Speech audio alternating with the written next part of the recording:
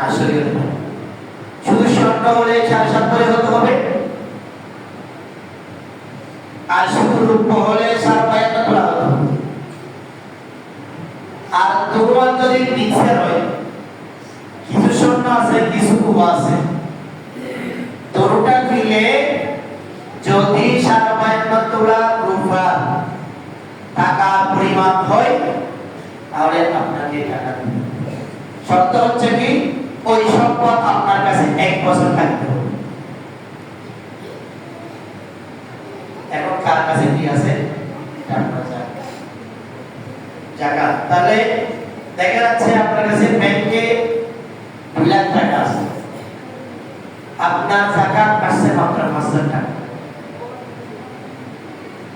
এখন বলছেন ব্যাংকে টাকা দিচ্ছে না, আমার টাকা আছে ঠিক কিন্তু ব্যাংকে দিতে পারতেছে না, এখন তার হলো সম্পদ।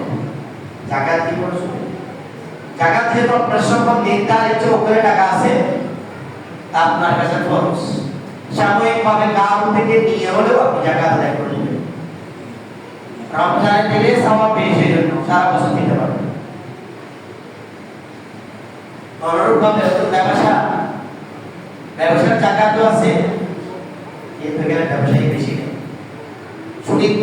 নির্ধারিত একটি তারিখে মনে করেন আজকে 13 রমজান, আপনার দোকানে যাওয়ার সময় হিসেব করলাম প্রতি লাখে 2,500 টাকা দিতে হবে।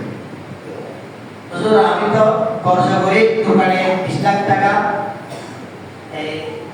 কম দিয়েছি, আমার মূলধন হচ্ছে 20 লাখ টাকা, কিন্তু খরচ আছে 10 লাখ টাকা। আমি এখন সম্পদ হিসাব করলাম দোকানে 20 লাখ, আমি জাকাত কত টাকা দেব? শরীয়তের ফয়সালা হচ্ছে আপনার খরচটা আছে তা মাইনাস যাবে। 20 লাখ টাকা যদি আপনার দোকানে সম্পদ থাকে, 11 লাখ টাকা যদি আপনার ধার উধার খরচ থাকে, 11 লাখ টাকা বিয়োগ করে আর 9 লাখ টাকার জাকাত আপনার উপর খরচ হবে। কারো কাছে গাড়ি আছে,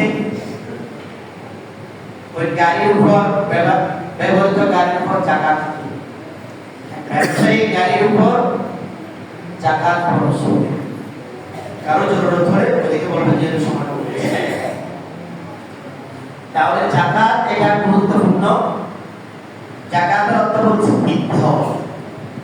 তা আপনি বলছেন যে আমার ব্যাংকে আছে 2 লাখ টাকা, জাকাত দিলাম 5 লাখ টাকা, তো এখন হচ্ছে 1,95,000 টাকা।